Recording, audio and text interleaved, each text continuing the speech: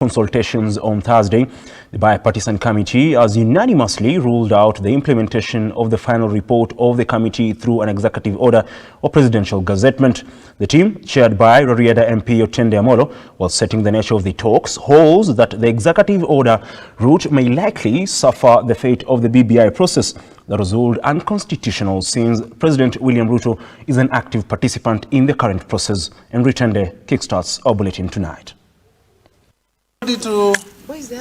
After a framework agreement yesterday, the Bipartisan Committee has today endorsed that framework, which sets in motion the discussions proper on the contentious issues. We have unanimously endorsed and agreed to the framework agreement, and we are going to share it with you. The framework agreement is the basic document that defines how we operate, what we cover, and all those other issues. Today, the team met to discuss the nature of talks and the implementation process of the final report of the talks. Before the committee were three workable routes to entrench the report in law. The first route being the executive order through presidential gazettement. The second route would see the report go through parliament before being adopted. The third and the final route is the extra-parliamentary one, where a referendum will be called for the report to be adopted through a popular vote. Now the bipartisan team has unanimously ruled out the executive order route. We have unanimously agreed that we cannot be established or go ahead on the basis of an executive order or presidential gazettement. And there are many reasons for that. There are valid reasons why this route has been vacated.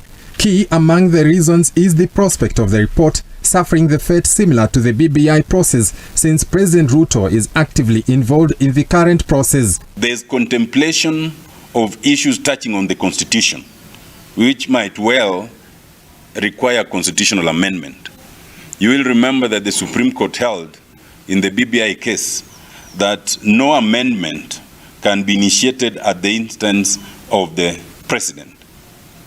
And for that reason, we recognize that to the extent that some of those issues have been raised by the President in Parliament and also through these talks, then we would stand in danger of negating our work.